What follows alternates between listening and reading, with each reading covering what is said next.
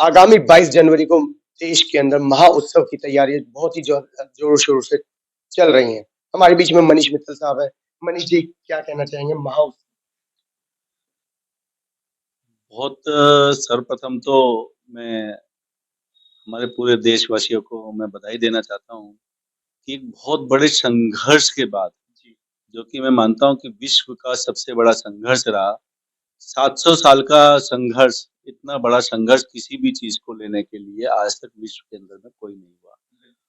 और उस संघर्ष के बाद में आज वो दिन आपके सामने आ रहा है, जिसमें हमारे मर्यादा पुरुषोत्तम श्री रामचंद्र जी की प्राण प्रतिष्ठा का कार्यक्रम 22 जनवरी को अयोध्या में होने जा रहा है। और उसके अंदर में विशेष रूप से हमारे माननीय अखिल भारतीय संचालक जी, परम पूजनीय मोहन भागवत जी एवं हमारे माननीय नरेंद्र मोदी जी दोनों उसको प्राण प्रतिष्ठा कराने के लिए पहुंचे। देखने में आ रहा है कि लोगों ने बहुत मतलब काफ़ी अरसे के बाद में इंतज़ार तो किया, लेकिन उत्सव मनाने के लिए पूरी तरीके से किया। हाँ, बड़ा उत्साहित है। जी, आप देखिएगा कि पूरे देश भर के अंदर में रामलला के अयोध्या से अक्षत पूज करके आए जी, हैं। जी। और उसका 1 तारीख से 15 तारीख तक के बीच में बहुत बड़ा अभियान चल रहा है और वो प्रति घर वो अक्षत पहुँचाने हैं। अभी तक हमेशा देशवासियों से लिया गया है। इस बार पहली बार एक देने का मौका आया है, तो वहाँ से ऐसे वहाँ पे अयोध्या में गर्भगृह में अक्षत को पूजा गया, रामलला के गर्भगृह में और वहाँ से पूज कर के वो अक्षत आए हैं और वो जो उस अक्षत को वितरण का जो उत्साह है, जी, जी। वो बहुत देखने को नहीं बनता है। जगह-जगह पूरे देश भर में यात्राएँ निकल रही जी, हैं, जी।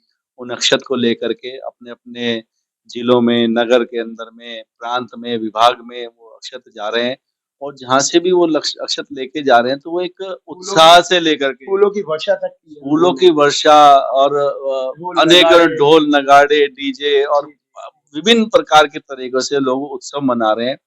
और मैं मानता हूँ कि कल जो हमारे ज्योति नगर का कार्यक्रम था, जी। उसके अंदर में जो शोभा यात्रा थी, तो घरों से लोग है ना आकर के खड़े हुए थे वहाँ पे, गेट पे खड़े होकर के किसी तरह से हम उन अक्षतों को हाथ लगा लें, तो मान रहे थे कि मैंने ना अयोध्या को हाथ लगा लिया अयोध्या और रामलला जी के मतलब कि चरणों को हाथ लगा लिया। इस तरीके से लोग उस अक्षत को अपने सर पे उठाने को तैयार थे। हाथ मात्र छू लेने से उनके मैं आपको बिलीव नहीं करोगे 4-5 जगह तो ऐसा माहौल हुआ कि वहाँ पे मतलब कि आँखों से लोगों के आँसू बह रहे थे जब अक्षतों को देख रहे थे। तो ऐसा महसूस हो रहा था कि जैसे रामलला आ गए हैं तो पता नहीं क्या चीज़ आ गई है हमारे यहाँ और पूरे वो अयोध्या ना मान करके अपने क्षेत्र को ही अयोध्या मान करके सब उसको मान रहे थे। मनीष जी आपने भी अक्षत उठाया, वो कलश उठाया, वाइब्रेशंस कैसी रही?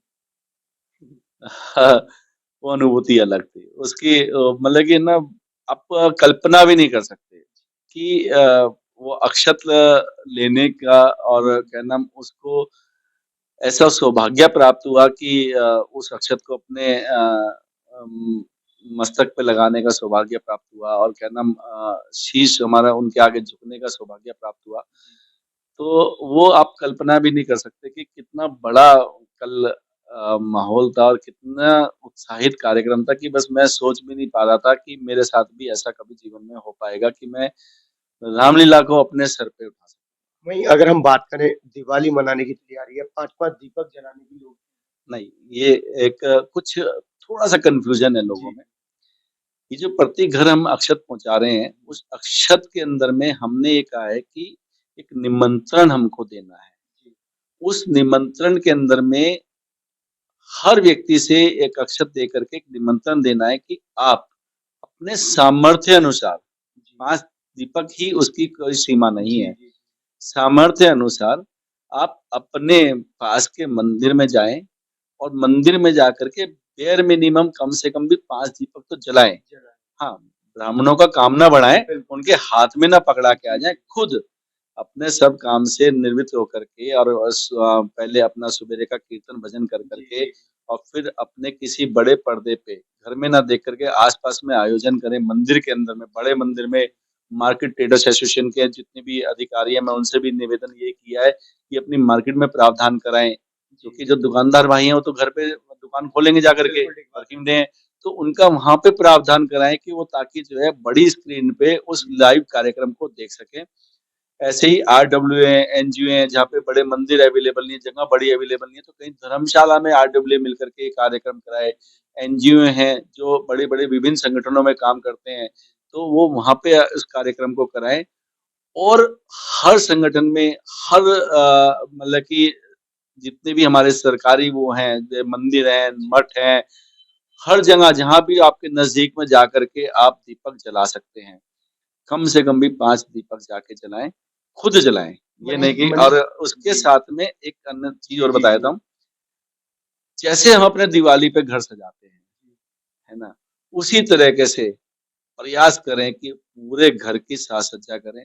अगर आपका सामर्थ्य है कि आप वापस उस घर को लड़ियों से सजा सकें, लाइट लगा सकें, दीपक जला सके पूरे घर के अंदर में, तो उस दिन ऐसा माहौल होना चाहिए कि पूरा जो आकाश जो है वो हमारा दीपक से जगमगा जाए।